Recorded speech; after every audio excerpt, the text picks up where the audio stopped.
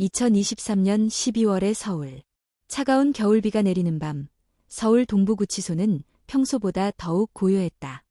하늘을 뒤덮은 검은 구름 사이로 희미한 가로등 불빛만이 간신히 감시탑을 비추고 있었다.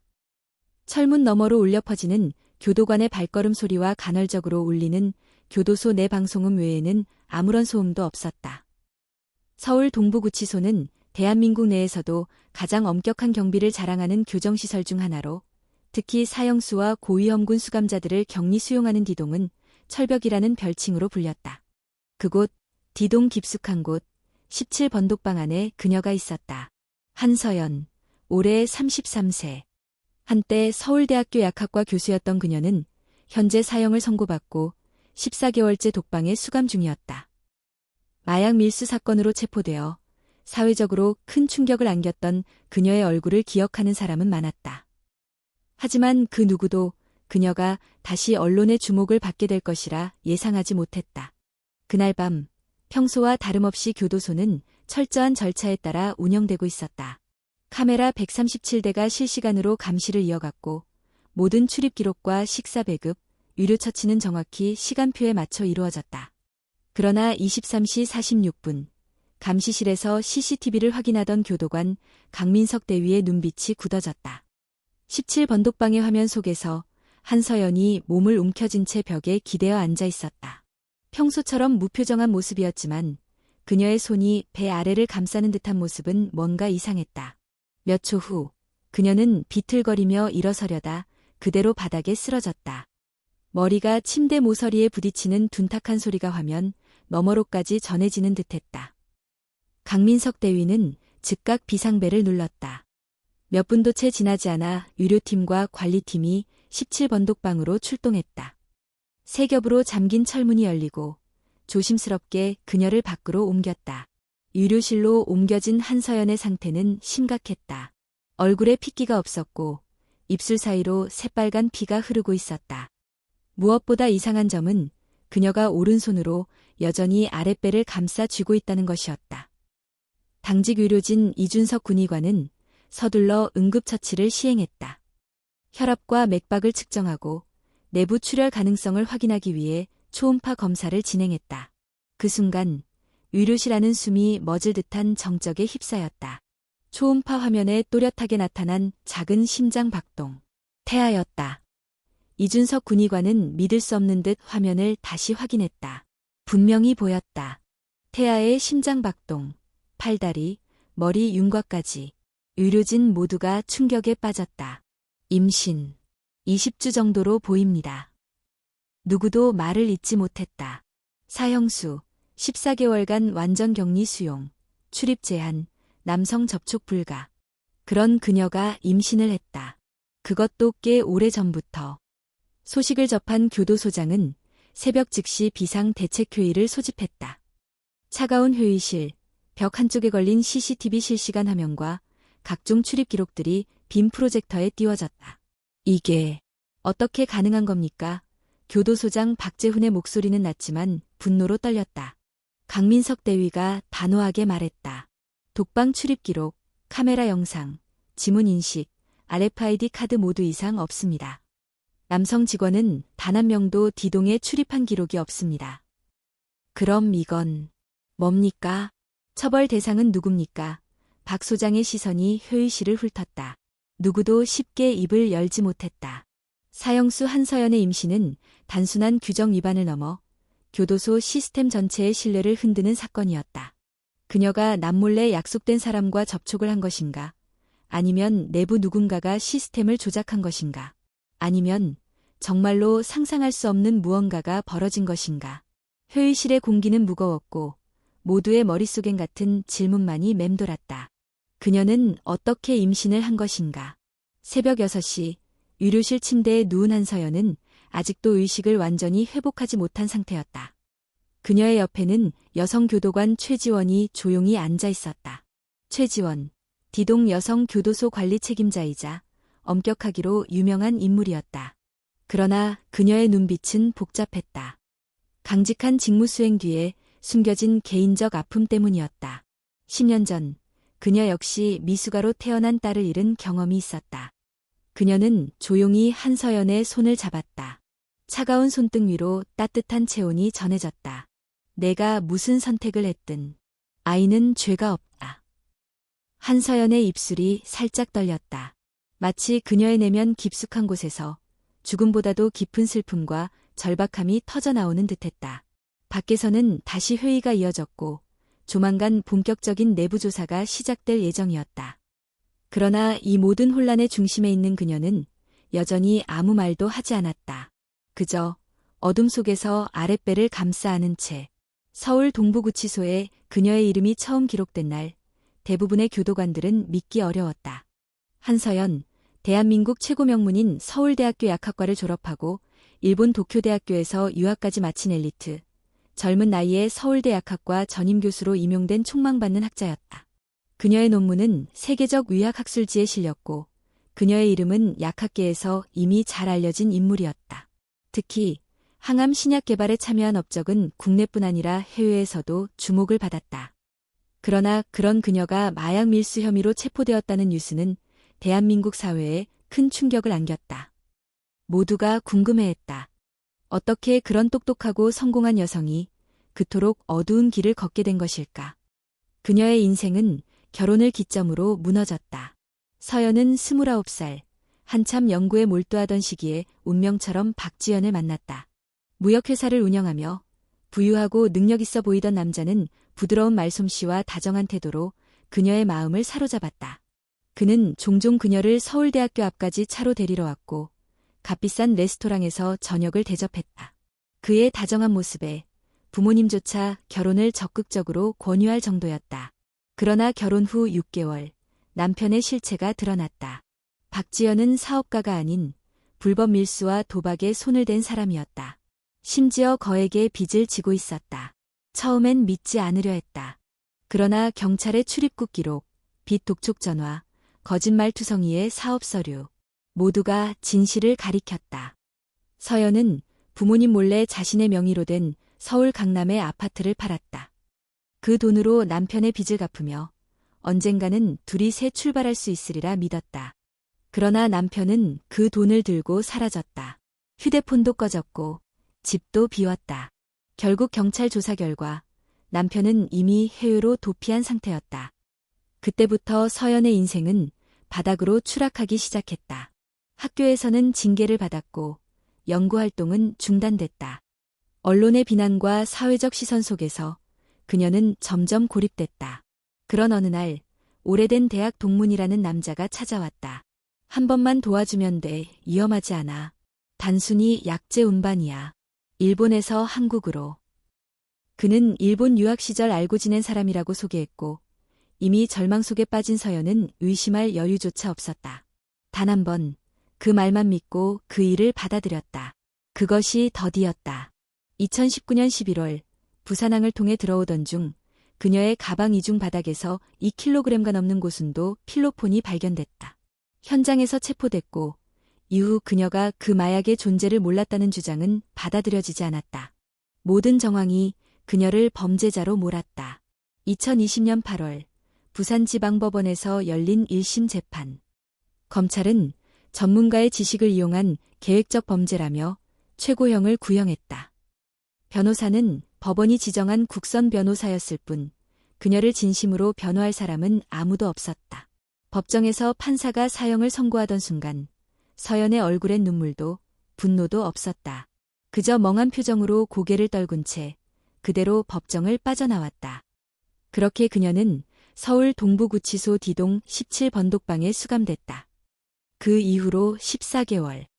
서연은 하루 18분만 허락되는 독방 바깥 복도 산책 시간 외에는 완전히 격리된 삶을 살았다. 방문 면회는 물론 전화나 서신 교류도 금지됐다.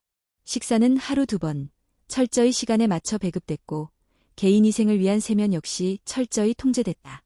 그녀는 항의하지 않았다. 불만도, 부탁도, 변명도 없었다. 매일 정해진 시간에 일어나 식사를 받고 필요한 청소를 마친 뒤 침대에 앉아 벽만 바라보았다. 교도관들은 그녀를 두고 살아있는 유령 같다고 말했다. 감정도, 의지도, 희망도 없는 사람처럼 보였기 때문이다.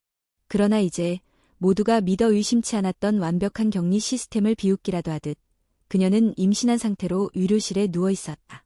그것도 임신 20주. 절대로 우연으로 설명될 수 없는 상황이었다. 회의실에서 쏟아지는 질문은 계속됐다.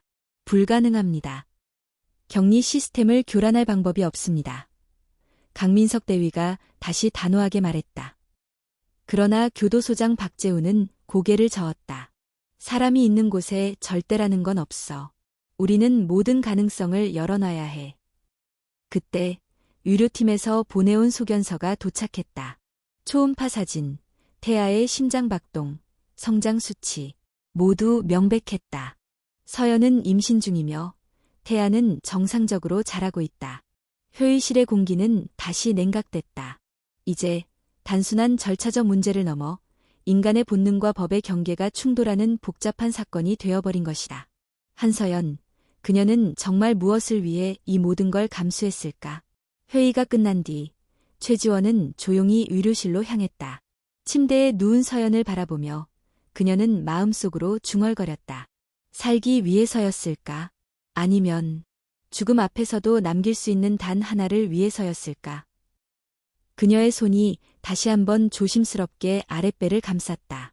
한서연의 임신 사실이 알려진 후 서울 동부구치소는 말 그대로 전쟁터가 됐다. 내부 조사는 물론 모든 교도관과 의료진, 심지어는 외부 출입 기록까지 전면 재조사에 들어갔다. D동 17 번독방. 그곳은 교도소 내에서도 철저한 통제가 이루어지는 사형수 격리 구역이었다. 출입은 오직 여성 교도관과 의료진으로 제한됐다. 남성 직원은 절대 출입할 수 없었고 모든 출입문은 이중 잠금 장치와 전자식 출입증으로 관리됐다. 실시간 CCTV는 24시간, 단 1초도 멈추지 않고 돌아갔다. 그런데도 그곳에서 임신이라니. 교도소장 박재훈의 표정은 점점 굳어갔다. 그는 단호하게 말했다. 시스템에 구멍이 뚫렸든 내부에 배신자가 있든 방법을 찾아야 한다. 조사 책임자는 역시 강민석 대위였다. 평소 원칙과 규정을 생명처럼 여기는 그에게 이번 사건은 자존심의 문제이기도 했다. 그는 모든 기록을 샅샅이 뒤지기 시작했다. 출입 기록, 식사 배급 일지, 의료 처치 내역, CCTV 저장 영상까지 단 한 줄의 오류도 용납하지 않았다. 그러나 모든 기록은 완벽했다.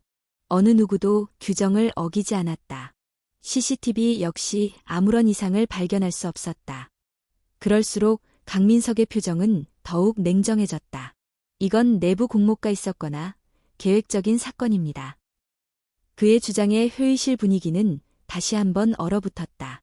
한편 최지원은 의료실에서 서연의 곁을 지키고 있었다. 의료진의 말에 따르면 태아는 정상적으로 자라고 있었다. 이 모든 상황을 고려했을 때 임신은 적어도 너댓 개월 전부터 시작된 것이 분명했다. 문제는 그동안 단 한 번도 이상 징후가 발견되지 않았다는 사실이었다. 어떻게 이럴 수가? 최지원은 혼잣말처럼 중얼거렸다. 그녀는 의료 기록을 확인했다. 몇 달 전 한서연이 빈혈과 가벼운 복통을 호소하며 철분제를 요청한 적이 있었다. 당시엔 사형수가 체력 저하로 약을 요구하는 것이 드문 일이 아니기에 별다른 의심을 하지 않았다. 그러나 지금 돌이켜보면 그 모든 사소한 요청들이 임신의 초기 증상이었을지도 모른다. 그날 오후 교도소 내부 조사팀은 17번독방과 연결된 모든 구조물을 다시 확인하기로 했다. D동 구조도에 따르면 17번독방의 뒷벽은 외부와 완전히 단절되어 있다. 단 하나, 작은 환기구가 벽 위쪽에 설치되어 있었다. 환기구는 실내 공기순환을 위해 필수적이었지만 구조상 외부와의 물리적 접촉은 불가능해야 했다. 그러나 그 환기구에서 이상 징후가 발견됐다. 기술팀의 보고에 따르면 환기구 내부에 사람이 손을 뻗을 수 없도록 철망이 설치되어 있어야 했지만 내부 일부가 미세하게 변형되어 있었던 것이다. 심지어 환기구 통로의 반대편은 D동 기술실로 연결되어 있었다. 그곳은 배선 점검이나 긴급 보수 작업을 위해 사용하는 공간이었다. 강민석의 눈빛이 날카로워졌다. 기술실 근무자 전원의 신원을 조사합니다. 특히 최근 6개월간 D동 기술실에 출입한 인원 전부. 조사 결과 그 명단 속에는 눈에 익은 이름이 있었다. 이준호. 26세. 폭행치상죄로 30개월형을 선고받고 복역 중인 남성 수감자. 기술실 청소 및 간단한 보수 작업을 맡아왔으며 과거 의대 재학 중 중퇴한 이력이 있었다. 그는 교도소 내에서도 조용하고 문제를 일으키지 않는 모범 수감자로 평가받고 있었다. 그러나 그의 과거를 살펴보자 놀라운 사실들이 드러났다. 고등학교 시절 전국 생물학 경시대회에서 입상, 의대 진학 후 학업 우수자. 그러나 가정 형편이 어려웠고 어린 여동생을 부양하며 아르바이트에 시달렸다. 그리고 2년 전 여동생이 길거리에서 폭행당하는 사건이 발생했다. 범인을 제압하는 과정에서 가해자가 중상을 입었고 결국 이준호는 실형을 선고받았다. 그런 그가 어떻게 기술실을 통해 17번독방과 연결됐는지, 그리고 그 사이에 무슨 일이 있었는지 의심은 점점 짙어졌다. 이준호는 곧바로 조사실로 소환됐다. 조사실의 차가운 공기 속 그의 얼굴은 침착했다. 교도관들이 그의 앞에 앉아 질문을 던졌다. 최근 D동 기술실에서 근무했습니까? 네, 정기 배선 점검 때문에 몇 번 다녀왔습니다. 17번독방과 연결된 환기구를 알고 있었습니까? 구조도에서 봤습니다. 한서연을 직접 본 적 있습니까? 잠시 침묵이 흘렀다. 이준호의 시선이 바닥으로 향했다. 봤습니다. 멀리서, 문틈 사이로. 접촉한 적 있습니까? 없습니다. 직접적인 접촉은 없었습니다. 단호하지만 어딘가 찜찜한 대답이었다. 교도소장 박재우는 보고를 받으며 씁쓸한 표정을 지었다. 접촉은 없었다고. 그런데 임신은 됐다. 회의실은 다시 긴장으로 휘감겼다. 이건 단순한 사건이 아닙니다. 누군가가 계획적으로 시스템을 교란한 것이거나 상상할 수 없는 방식으로 법의 빈틈을 이용한 겁니다. 강민석의 말에 모두가 고개를 끄덕였다. 그날 밤 최지원은 의료실로 돌아와 조용히 앉아 있었다. 창밖의 어둠 속에서 그녀는 벽 너머로 불어오는 바람을 느꼈다. 한서연의 독방 환기구. 그 작은 틈이 만들어낸 의문. 그 틈 사이로 종이 조각이 오가고 말 없는 교감이 쌓이고 결국 새 생명이 탄생했다면 최지원의 가슴 한구석이 답답하게 무너졌다. 정말 그랬던 걸까? 밖에서는 또다시 조사팀이 분주히 움직이고 있었다. 그러나 진실은 여전히 벽 너머 어둠 속에 숨겨져 있었다. 다음 날 아침, 교도소 내부는 여전히 긴장감으로 가득했다. 강민석 대위는 새벽부터 D동 구조도를 펼쳐놓고 일일이 벽과 환기구의 연결 상태를 확인했다. 기술팀의 보고서에 따르면 17번독방의 환기구는 구조상 외부와 직접 연결되지 않도록 설계되어 있었지만 몇 달 전 배선 정비 작업 당시 일부 환기구가 잠시 열렸던 기록이 발견됐다. 그 작업에 참여한 수감자 명단 중 가장 눈에 띄는 이름, 이준호. 그는 여전히 접촉을 부인했지만 조사의 방향은 점차 그를 향하고 있었다. 그 환기구, 직접 손봤냐? 강민석의 질문에 이준호는 잠시 멈칫했지만 곧 담담히 고개를 끄덕였다. 청소와 배선 확인 차원에서 잠깐 열었습니다. 규정 위반은 없습니다. 그걸 이용해 뭔가 주고받았나? 이준호는 고개를 저었다. 그의 표정은 흔들림이 없었지만 그 눈빛 너머엔 쉽게 읽히지 않는 복잡한 감정이 깃들어 있었다. 그 시각, 최지원은 의료실에 있었다. 한서연은 여전히 침대에 누워 있었고 태아의 상태는 안정적이었다. 의료진의 말에 따르면 현재로선 특별한 조치 없이도 출산까지 무리 없이 진행될 가능성이 높았다. 하지만 출산 전까지 이 교도소 내에서 모든 상황을 통제하는 것은 불가능에 가까웠다. 최지원은 깊은 한숨을 내쉬었다. 그녀의 머릿속을 떠나지 않는 것은 단순히 규정 위반의 문제도 출산의 문제도 아니었다. 그녀는 어젯밤 한서연의 독방을 다시 살폈다. 벽면에 손톱으로 긁은 듯한 흔적이 있었다. 희미했지만 분명히 읽을 수 있는 글자. 살아남는 게 아니라 남기는 것. 그 문구가 최지원의 마음을 깊게 파고들었다. 그날 오후 교도소 내 조사팀은 추가 정밀조사를 위해 17번독방 뒤편의 기술실을 철저히 수색했다. 기술실 벽면 한쪽, 환기구 근처에 작은 비밀 공간이 존재했다. 그곳에서 발견된 것은 낡은 비닐봉지와 얇은 나일론줄, 그리고 사용 흔적이 남은 주사기였다. 이 발견은 단순한 우연으로 설명할 수 없었다.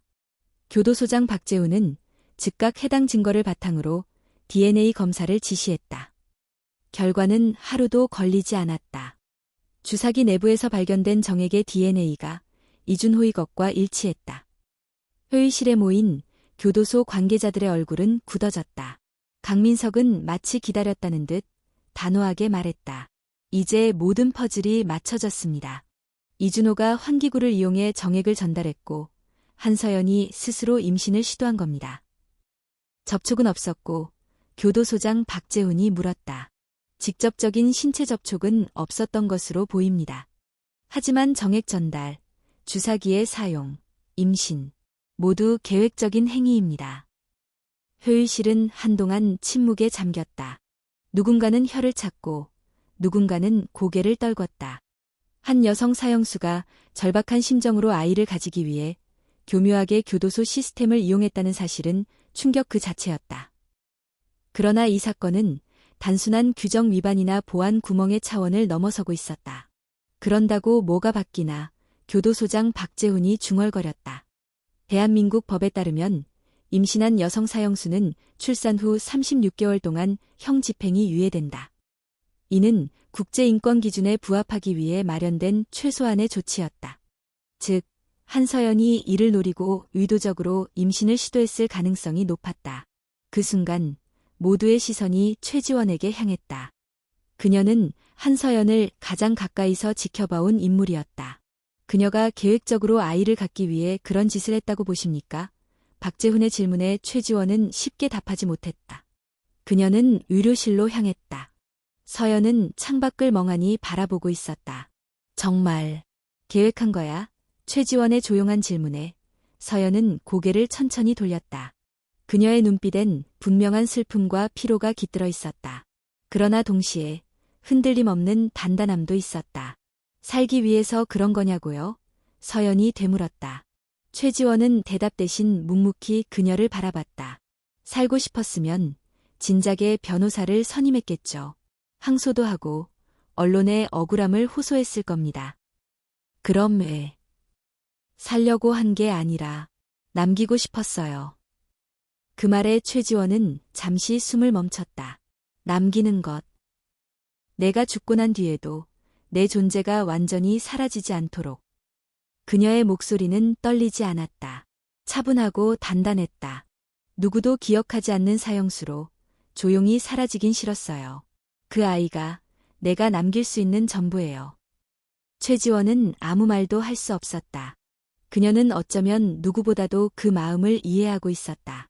10년 전 자신의 아이를 잃었을 때의 공허함과 후회, 그리고 여전히 가슴 깊숙이 남아있는 상처. 그녀는 조용히 고개를 끄덕였다. 밖에서는 조사팀이 여전히 분주했다. 증거는 충분했고 이준호 역시 곧 추가 조사를 받을 예정이었다. 하지만 최지원의 마음속에는 오직 한 문장만이 반복되고 있었다. 살기 위해서가 아니라 남기기 위해서. 그날 밤 교도소장 박재훈은 최종 보고서를 책상 위에 올려놓고 깊은 한숨을 내쉬었다. 그는 알고 있었다. 이제 이 사건은 교도소 내부만의 문제가 아니었다. 언론, 여론, 법률, 인권단체 모두가 들끓기 시작할 것이다. 단순한 규정 위반을 넘어 인간의 본능과 절박함, 그리고 법의 경계가 충돌하는 전례 없는 사건, 그리고 그 모든 중심에 서 있는 한서연. 이제 그녀의 선택과 진실을 세상은 어떻게 받아들일 것인가. 며칠 후 교도소 내부 분위기는 더 이상 숨길 수 없는 긴장감으로 가득 찼다. 언론에 사건의 일부가 흘러나갔고 사형수 임신이라는 자극적인 문구는 순식간에 뉴스 헤드라인을 장식했다. 서울 동부구치소 사형수 임신 사건 파문, 전례 없는 교정 시스템 구멍, 내부 공모 가능성, 사형수의 모성권, 어디까지 인정해야 하는가. 언론의 보도가 이어질수록 교도소는 더욱 철저한 통제에 돌입했다. 추가 조사가 계속됐고 이준호 역시 재차 소환됐다. 조사실에 앉은 이준호는 여전히 침착했다. 그러나 그의 눈빛 깊숙한 곳에는 피로와 슬픔이 깃들어 있었다. 이제 다 밝혀졌습니다. 왜 그랬습니까? 강민석 대위의 목소리는 차가웠다. 이준호는 잠시 침묵하다 입을 열었다. 처음엔 그냥 우연이었어요. 그의 말에 모두의 시선이 집중됐다. 기술실에서 배선 점검하던 날 환기구 너머로 누군가의 기침 소리가 들렸습니다. 그게 그녀였어요. 이준호의 기억은 몇 달 전으로 거슬러 올라갔다. 그날 기술실에 홀로 남아 마감 정비를 하던 그는 낡은 환기구 틈 사이로 희미한 기침 소리를 들었다. 처음엔 신경 쓰지 않았다. 그러나 며칠 후 같은 장소에서 또다시 들려오는 낮고 잠긴 목소리. 그것이 한서연이었다. 그녀가 종이 쪽지를 보냈어요. 아주 작은 종이 조각을 나일론 줄에 묶어서. 그 쪽지엔 단 하나의 문장이 적혀 있었다. 거기 사람이 있습니까? 이준호는 고민 끝에 답장을 보냈다. 그 역시 작은 쪽지를 묶어 환기구 틈으로 밀어넣었다. 있습니다. 그 이후 둘 사이에 말 없는 교감이 시작됐다. 종이 쪼가리와 글씨, 서로의 존재를 확인하는 유일한 수단이었다. 말도 얼굴도 없이 오가는 글자들. 그러나 그 안엔 절박함과 외로움, 그리고 어쩌면 희망 같은 것이 스며 있었다. 그녀가 썼어요. 살고 싶진 않지만 사라지긴 싫다고. 이준호의 목소리는 떨렸다. 살아서 나가는 게 아니라 세상에 뭔가를 남기고 싶다고 했습니다. 그의 이야기를 듣는 교도소 직원들의 얼굴에는 당혹과 이해할 수 없는 복잡한 감정이 교차했다. 그래서 그렇게 했다는 겁니까? 정액을 보내고 그녀가 스스로 임신을 시도하게? 강민석의 날선 질문에 이준호는 고개를 끄덕였다. 그녀가 원했습니다. 그리고 저도. 그는 잠시 말을 잇지 못하다 낮고 조용히 속삭였다. 저도 누군가를 살리고 싶었습니다. 이 말에 강민석의 표정이 굳어졌다. 그는 알고 있었다. 이준호의 여동생, 이지수. 몇 년 전 거리에서 폭행을 당했고 당시 형이었던 이준호는 분노 끝에 가해자를 중태에 빠뜨렸다. 그 일로 실형을 살고 있었던 것이다. 아무리 정당방위라고 해도 법은 감정을 고려해주지 않았다. 그리고 이준호는 결국 감옥에 남겨졌다. 그날 밤 최지원 역시 이야기를 전해들었다. 그녀는 의료실로 향했다. 한서연은 창밖을 바라보다가 조용히 고개를 돌렸다. 이제 다 들으셨겠죠. 그녀가 말했다. 최지원은 아무 말 없이 의자에 앉았다. 처음엔 그냥 환기구 틈을 통해 존재를 확인하는 걸로 충분했어요. 한서연은 담담하게 말을 이었다. 근데 시간이 지나면서 그 사람이 거기 있다는 사실만으로도 숨 쉴 이유가 생기더라고요. 그녀의 눈동자에는 더 이상 절망만이 깃들어 있지 않았다. 아이를 갖기로 한 건 선택이었어요. 누구도 강요하지 않았고 누구도 돕지 않았어요. 그냥 제 선택. 살기 위해서. 최지원이 물었다. 서연은 고개를 저었다. 살아서 뭐하죠? 세상이 기억하지 않는 죄수, 죽은 뒤 아무도 찾지 않는 이름. 그게 제 마지막이라면 전 아이 하나쯤 남기고 싶었어요. 최지원은 그 말을 쉽게 부정할 수 없었다. 그녀 역시 아이를 잃은 뒤 공허한 삶을 견뎌내야 했다. 그 아픔을 아는 사람만이 한서연의 절박함을 어렴풋이 이해할 수 있었다. 그때 교도소장 박재훈의 호출이 있었다. 최지원이 회의실로 들어서자 박재훈은 무거운 표정으로 말했다. 언론이 들끓고 있습니다. 인권단체도 움직이기 시작했어요. 이미 외부에선 한서연의 임신을 두고 거센 논쟁이 벌어지고 있었다. 한쪽은 사형수가 법의 빈틈을 악용해 생명을 담보로 형집행을 피하려 한다며 비난했고, 또 다른 한쪽은 어떤 죄를 지었든 한 여성의 모성과 아이의 생명은 보호받아야 한다고 주장했다. 그리고 이 모든 상황의 중심에 최지원은 있었다. 박재훈은 문서를 내밀며 물었다. 당신은 어떻게 생각합니까? 그 문서엔 한서연의 출산을 교도소 내에서 허용할 것인지 외부 의료기관으로 이송할 것인지에 대한 최종 결정이 담겨 있었다. 최지원은 잠시 문서를 바라보다가 천천히 입을 열었다. 아이에게 죄는 없습니다. 박재훈의 얼굴에 복잡한 감정이 스쳤다. 결국 그 결정은 한 개인의 도덕 판단을 넘어 법과 사회 전체가 함께 내려야 할 숙제가 됐다. 그리고 그 숙제의 답은 이제 곧 세상 앞에 공개될 준비를 하고 있었다. 한서연의 임신 사실이 언론을 통해 확산되면서 서울 동부구치소뿐 아니라 법조계 전체가 술렁이기 시작했다. 법적으로 사형수의 임신은 전례가 없지는 않았다. 그러나 이렇게 조직적인 교도소 내부 시스템을 우회하고 벽 너머의 틈을 통해 생명을 남긴 사례는 대한민국에서 처음이었다. 대검찰청과 법무부는 즉각 진상조사단을 파견했다. 교정본부장까지 교도소를 방문해 현장을 점검했고 언론의 취재 요청은 폭주했다. 한쪽에선 강력한 비판이 쏟아졌다. 사형수가 법의 빈틈을 악용해 출산을 핑계로 형 집행을 회피하려 한다. 교도소 관리 부실이 초래한 국가적 망신. 반면 또 다른 목소리도 커져갔다. 아이가 무슨 죄가 있느냐.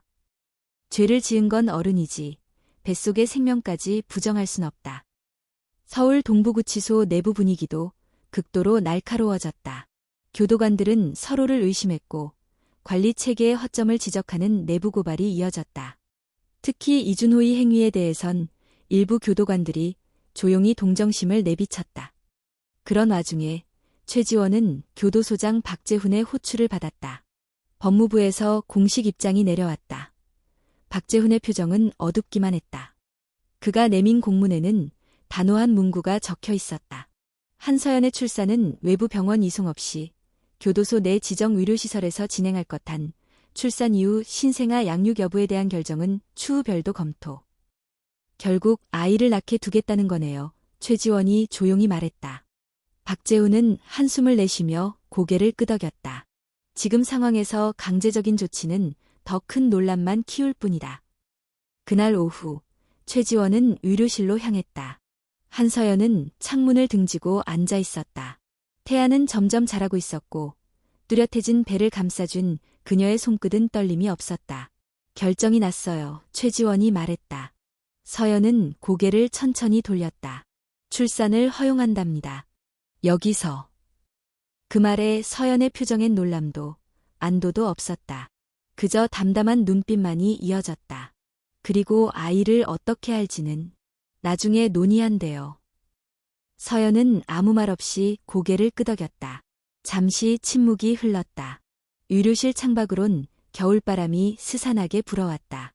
그 아이, 결국 뺏길지도 몰라요. 최지원의 말에 서연은 씁쓸하게 웃었다. 이미 죄오했어요. 그녀의 눈동자가 흔들림 없이 반짝였다. 전 아이를 살리고 싶었을 뿐이에요. 그게 제 선택이고 제 마지막 소망이에요. 최지원은 더는 아무 말도 하지 않았다. 그날 밤 교도소 조사팀은 이준호에 대한 최종 조사를 마쳤다. 그는 모든 사실을 인정했다. 환기구를 통한 교감, 정액 전달, 임신 시도까지. 그러나 계획적 탈옥이나 내부 교도관 공모는 없었다는 점도 명확히 드러났다. 교도소장 박재훈은 법무부에 보고서를 올리며 고개를 떨궜다. 법의 빈틈을 파고든 인간의 본능 앞에 우리가 할 수 있는 건 뭔가. 며칠 후 이준호의 가족이 교도소를 찾았다. 여동생 이지수였다.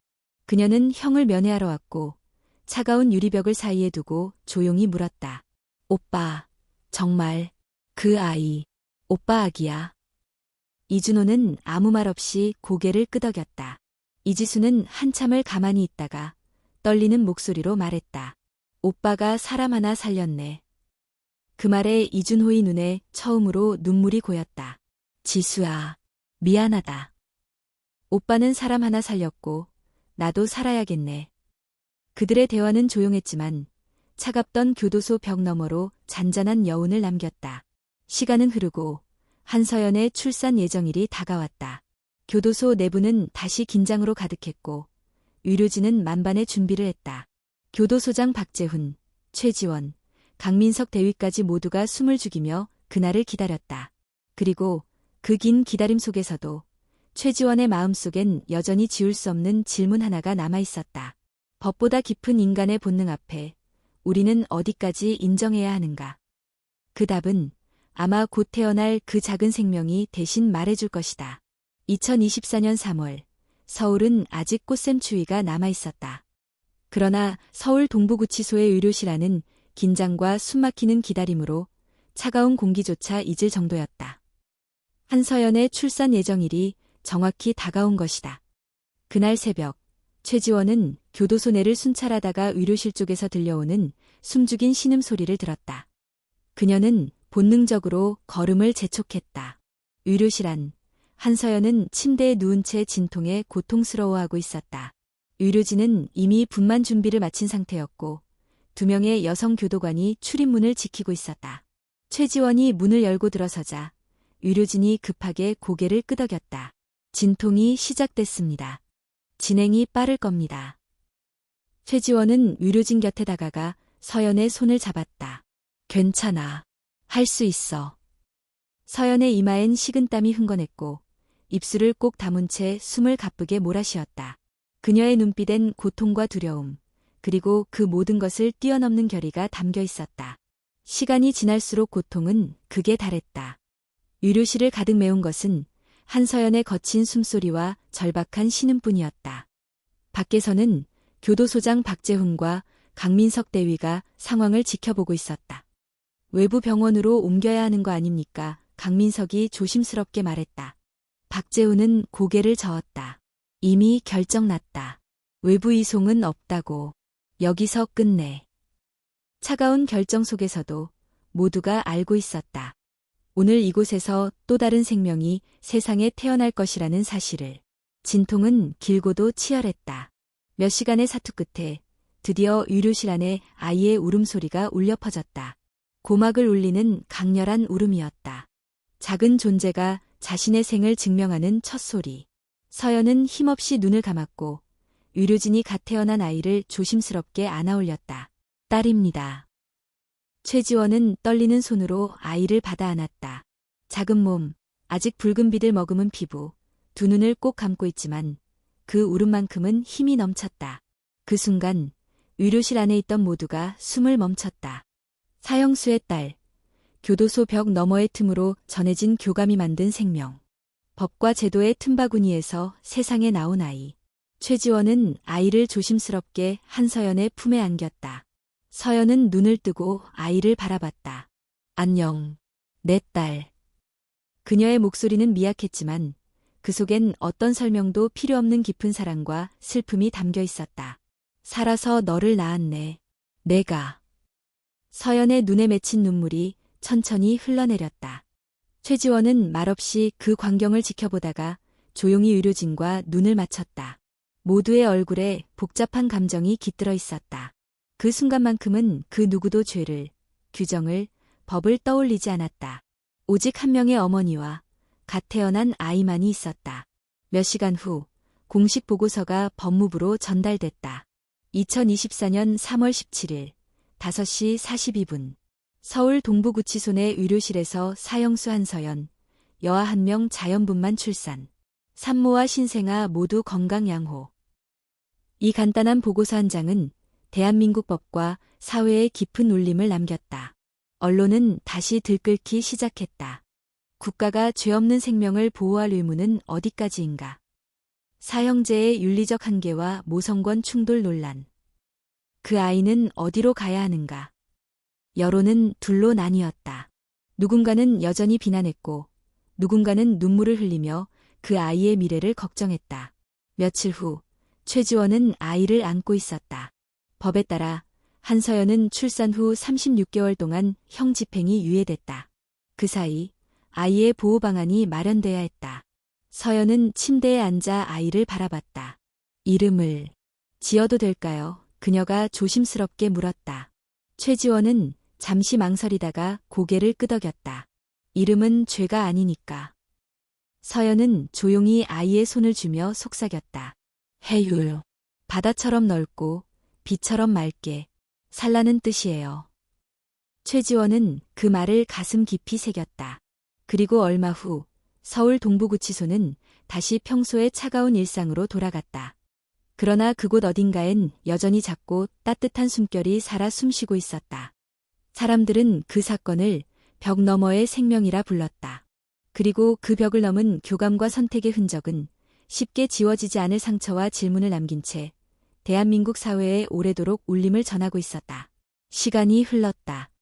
한서연이 딸 혜유를 출산한 지 어느덧 2달이 지났다. 서울 동부구치소의 일상은 다시 차가운 규칙과 통제로 채워졌지만 적어도 의료실 한켠에서는 따뜻한 숨결이 살아 숨쉬고 있었다. 혜율은 잘 자라고 있었다. 몸무게도 늘었고 이제는 작은 손으로 어머니의 손가락을 꼭 쥘 정도였다. 그러나 혜율의 미래는 여전히 불확실했다. 법에 따라 사형수가 낳은 아이는 출생 후 일정 기간을 교도소 내에서 지낼 수 있다. 그러나 36개월이 지나면 국가보호시설이나 위탁가정으로 보내져야 했다. 그 사실을 알고 있던 최지원은 매일같이 한서연과 혜율을 살펴보며 복잡한 마음을 숨기지 못했다. 그날도 의료실의 작은 창으로 햇살이 비쳤다. 최지원은 아이를 안고 조심스럽게 물었다. 그날 이후 후회한 적 있어요? 서연은 조용히 고개를 저었다. 아니요. 힘들긴 해도 혜율이 옆에 있으니까 버틸 수 있어요. 그녀의 말은 단호했지만 그 눈빛 한켠엔 여전히 깊은 슬픔과 두려움이 깃들어 있었다. 그래도 시간이 가면 결국 아이를 보내야 해요. 최지원의 말에 서연은 입술을 깨물었다. 압니다. 그게 법이니까. 그 순간 2사람 사이에 더 이상의 말은 필요 없었다. 서로가 가진 상처와 절망, 그리고 희망은 말없이도 충분히 통했기 때문이다. 한편 이준호 역시 출소를 앞두고 있었다. 폭행치상죄로 30개월형을 선고받은 그는 모범수로 인정받아 4개월 감형을 받았고 이제 며칠 뒤면 세상 밖으로 나갈 수 있었다. 그러나 세상 밖이 결코 자유롭지만은 않을 것이라는 사실을 그는 잘 알고 있었다. 출소 전 마지막 면회 날 이준호는 최지원을 통해 혜율의 사진을 건네받았다. 작은 얼굴, 검은 머리칼, 또렷한 눈매. 어딘가 자신을 닮은 듯한 모습의 이준호는 한참을 말없이 사진을 바라봤다. 정말 내 아이가 맞네요. 그의 목소리는 떨렸고 눈빛엔 설명할 수 없는 복잡한 감정이 스쳤다. 그 아이를 어떻게든 지키고 싶습니다. 최지원은 아무 말 없이 고개를 끄덕였다. 그날 저녁 교도소장 박재훈의 사무실에서는 또 한 번 회의가 열렸다. 주제는 혜율의 향후 보호 조치에 대한 논의였다. 위탁가정으로 보내는 게 원칙입니다. 강민석 대위가 말했다. 그게 현실적으로 가장 안전하죠. 다른 교도관들도 고개를 끄덕였다. 그러나 최지원은 조용히 반대 의견을 냈다. 어쩌면 혜율에겐 친부가 보호자가 될 수도 있습니다. 순간 회의실은 정적에 휩싸였다. 친부라니 그 수감자 이준호를 말하는 겁니까? 박재훈의 목소리에 단호함이 섞였다. 네, 그는 이미 출소를 앞두고 있고 아이에 대한 책임을 지겠다는 의사를 분명히 밝혔습니다. 법적으로 그가 보호자가 될 자격이 있습니까? 최지원은 고개를 끄덕였다. 폭행치상으로 처벌받았지만 현재 별다른 정과는 없고 경제적 기반도 일부 마련해 두었습니다. 더 중요한 건 아이의 생물학적 아버지라는 사실입니다. 회의실 분위기는 팽팽해졌다. 우리가 결정할 문제는 아닙니다. 박재훈이 정리했다. 결국 법원의 판단에 맡겨야겠죠. 며칠 뒤 정식으로 보호권 분쟁 소송이 제기됐다. 이준호는 친권과 양육권을 주장했고 사회복지기관 측에서는 위탁가정 보호가 아이에게 더 안정적이라는 입장을 내세웠다. 이 사건은 다시 한번 사회적 논란을 불러일으켰다. 사형수의 딸, 친부에게 보내야 하나. 전과자의 양육권, 어디까지 인정할 것인가. 무엇이 진짜 아이의 최선인가. 언론은 연일 이 사건을 보도했고 여론은 둘로 나뉘었다. 아이의 생명권과 행복추구권, 그리고 죄 없는 생명 앞에서 법과 제도의 한계가 다시 도마 위에 올랐다. 법원은 신중을 기해 심리를 진행했다. 전문가 의견, 심리상담 결과, 이준호의 출소 후 계획, 경제적 능력, 그리고 한서연의 의견까지 종합적으로 검토했다. 결국 수개월의 심리 끝에 판결이 내려졌다. 친권 및 양육권은 친부 이준호에게 부여. 단, 국가기관의 정기적 관리 및 상담을 의무화한다. 그 순간 최지원은 안도의 한숨을 내쉬었다. 해율은 결국 어머니의 품을 떠나 아버지의 곁으로 가게 됐다. 출소한 이준호는 아이를 안고 교도소를 떠났다. 그 뒤로 한서연은 오랫동안 창밖을 바라보며 가만히 앉아 있었다. 눈물은 흘리지 않았다. 오히려 담담한 얼굴이었다. 최지원이 조용히 물었다. 이제 후회 없어요? 서연은 천천히 고개를 끄덕였다. 네, 적어도. 해율은 벽 너머로 나갔으니까. 그녀의 목소리는 낮았지만 누구보다 단단했다. 그날 이후 교도소 안은 다시 차가운 규율로 돌아갔다. 그러나 누군가에겐 벽 너머 세상으로 이어진 작은 틈이 여전히 남아 있었다. 그리고 그 틈을 통해 사람들은 진실을 마주하고 있었다. 진실은 완벽한 정의도 완전한 죄도 아니었다. 그저 인간이 선택한 불완전한 결과일 뿐이었다. 2025년 봄, 서울 동부구치소의 벚꽃은 유난히도 빨리 피었다. 교도소 담장 너머로 연분홍 꽃잎이 흩날리는 그 모습은 차가운 철창과 회색 벽의 이미지와는 묘하게 어울리지 않았다. 그날도 최지원은 17번독방 앞을 천천히 걷고 있었다. 그곳은 한때 온 나라를 들썩이게 했던 벽 너머의 생명 사건이 시작된 장소였다. 그리고 지금도 한서연은 여전히 그 방 안에 있었다. 형이 완전히 끝나지 않았기에 그녀는 법적으로 사형수의 신분을 벗어나지 못했다. 다만 아이를 낳은 이후로 그녀는 더 이상 사람들의 관심의 중심에 있지 않았다. 언론도 조용해졌고 사회는 또 다른 뉴스에 열광했다. 그러나 몇몇 사람들에겐 그날의 사건은 아직 끝나지 않았다. 최지원은 조용히 독방 문을 두드렸다. 서연 씨, 나예요. 잠시 후 안에서 조용히 문이 열렸다. 한서연의 얼굴은 여전히 창백했지만 눈빛만큼은 예전과 달랐다. 안녕하세요, 최 교감님. 그녀가 낮게 인사했다. 괜찮아요? 서연은 가만히 고개를 끄덕였다. 이제 그녀의 일상은 단조롭고 조용했다. 아침이면 복도를 걷고 독방에서 책을 읽으며 하루를 보내고 정해진 시간에 식사를 한다. 그리고 매일 같은 시간. 작은 종이 조각과 연필을 꺼내 해율에게 편지를 쓴다. 그 편지 아직도 매일 쓰세요? 최지원이 물었다. 서연은 고개를 끄덕였다. 책상 한켠엔 두툼해진 노트 한 권이 놓여 있었다. 표지엔 삐뚤빼뚤한 글씨로 이렇게 적혀 있었다. 해율에게, 벽 너머로. 그 안엔 매일 쓴 짧은 일기와 편지들이 차곡차곡 쌓여 있었다. 해율이 지금 뭘 하고 있을지, 뭘 좋아하는지, 어떤 꿈을 꾸는지, 모든 상상과 그리움이 담긴 글들이었다. 전 해율을 직접 키울 수 없지만 적어도 엄마가 어떤 사람인지, 어떤 생각을 했는지는 전하고 싶어요. 최지원은 말없이 노트를 넘겨봤다. 삐뚤어진 글씨 사이로 진심이 고스란히 묻어났다. 후회, 슬픔, 그러나 동시에 사랑과 희망. 아이는 잘 지내요. 최지원이 조용히 말했다. 이준호 씨가 책임감 있게 해율을 키우고 있어요. 서연의 눈가가 살짝 흔들렸다. 그러나 그녀는 금세 고개를 끄덕였다. 그 사람이 아이한테 좋은 아빠일지 걱정했어요. 지금까지는 충분히 잘하고 있어요. 서연은 눈을 감았다가 조용히 입을 열었다. 그럼 됐어요. 밖에선 벚꽃잎이 바람에 흩날렸다. 교도소의 차가운 콘크리트 담장 위로 꽃잎이 떨어지는 모습은 아이러니했지만 그 모습이야말로 지금의 서연을 그대로 닮아 있었다. 얼마 뒤 최지원은 또 하나의 문서를 받았다. 이준호가 보내온 서신이었다. 최 교감님, 해율이 잘 자라고 있습니다. 얼마 전 처음으로 엄마라는 말을 했습니다.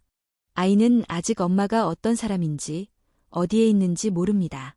그러나 언젠가 다 설명해 줄 겁니다.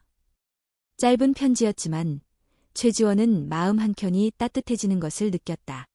그녀는 그 편지를 들고 다시 17번독방을 찾았다.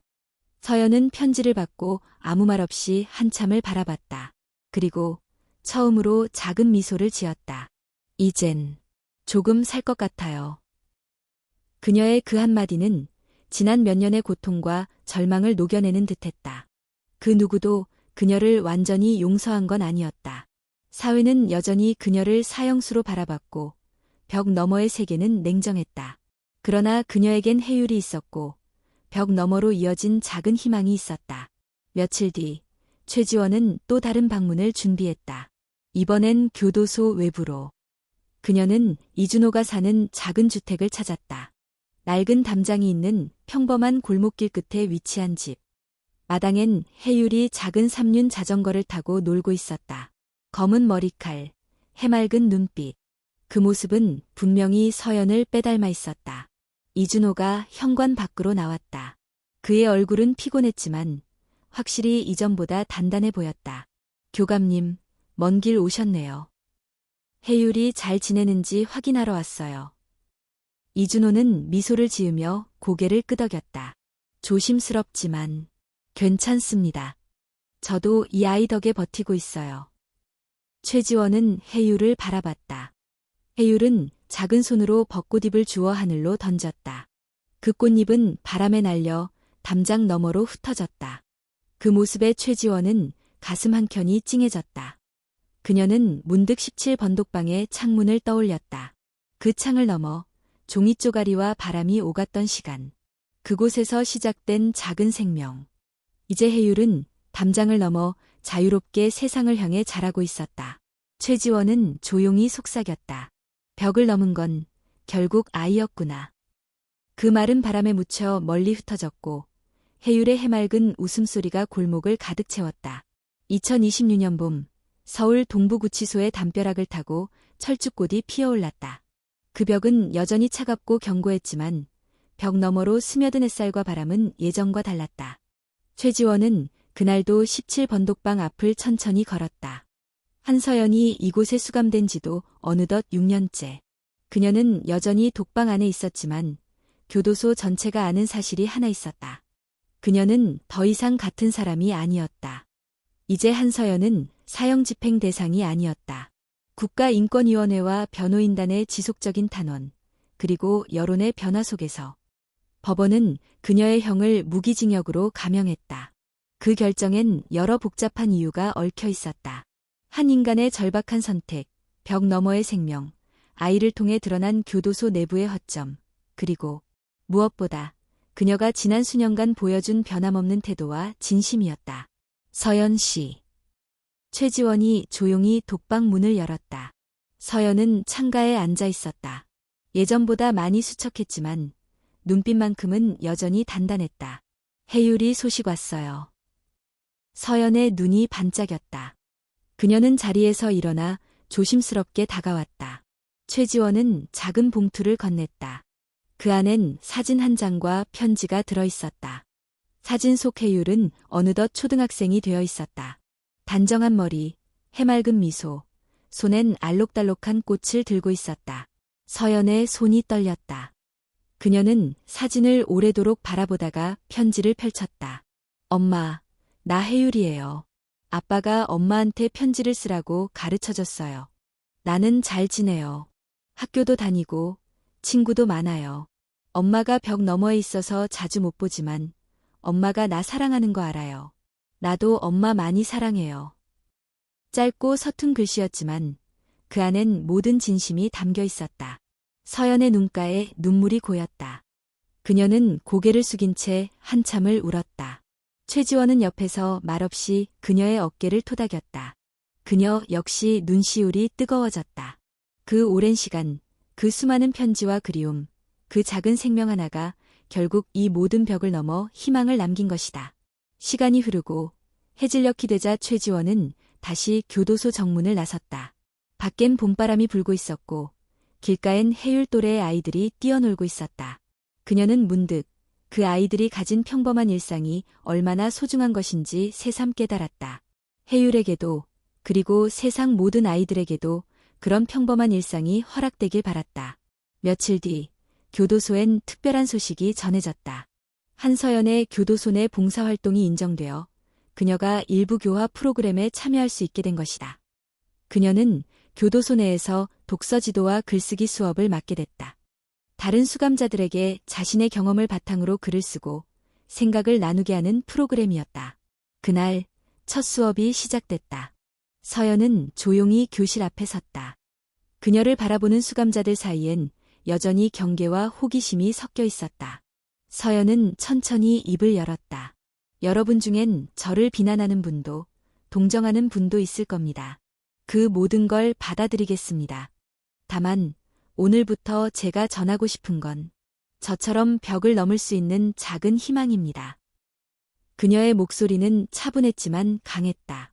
수업이 끝난 뒤 몇몇 수감자들이 조용히 다가와 물었다. 해율이 잘 크고 있습니까? 서연은 처음으로 교도소 안에서 다른 사람 앞에서 미소를 지었다. 네, 아주 잘 자라고 있어요. 그 미소는 단순한 자랑이 아니었다. 그건 절망 속에서도 끝까지 포기하지 않은 사람만이 지을 수 있는 미소였다. 그해 여름, 해율은 처음으로 교도소를 방문했다. 국가기관의 승인하에 특별 면회가 허락된 것이다. 유리벽 너머로 해율을 바라보며 서연은 한참을 아무 말도 하지 못했다. 해율도 마찬가지였다. 어린 소녀의 눈엔 혼란과 궁금함, 그리고 어렴풋한 이해가 담겨 있었다. 엄마야, 해율이 조심스럽게 물었다. 서연은 천천히 고개를 끄덕였다. 눈물이 뺨을 타고 흘러내렸다. 그래, 엄마야. 해율은 유리벽에 손을 댔다. 서연도 손을 댔다. 차가운 유리 너머로 두 손이 포개졌다. 비록 직접 닿을 순 없었지만 그 순간만큼은 세상의 어떤 벽도 두 사람을 갈라놓을 수 없었다. 최지원은 그 모습을 멀리서 지켜보았다. 그녀는 조용히 중얼거렸다. 벽은 결국 넘을 수 있는 거야. 그녀는 교도소 벽 너머로 시선을 돌렸다. 거기엔 여전히 높고 두터운 담장이 있었지만 그 위로는 파란 하늘과 흩날리는 구름, 그리고 미래가 있었다. 그리고 그 미래엔 해율이, 한서연이, 이준호가, 그리고 그들을 둘러싼 모든 사람들이 있었다. 그 누구도 완벽하진 않았지만 그들 모두가 결국 서로를 통해 조금씩 변해가고 있었다. 한서연은 벽 너머로 딸을 보며 속삭였다. 언젠가 이 벽도 사라질 거야. 그때까지 널 위해 살아있을게. 벽 너머로 바람이 불었다. 그 바람은 차갑지도 무겁지도 않았다. 그저 누군가를 다시 살게 하는 따뜻한 숨결이었다. 그리고 그 숨결 속에 희망은 여전히 살아있었다.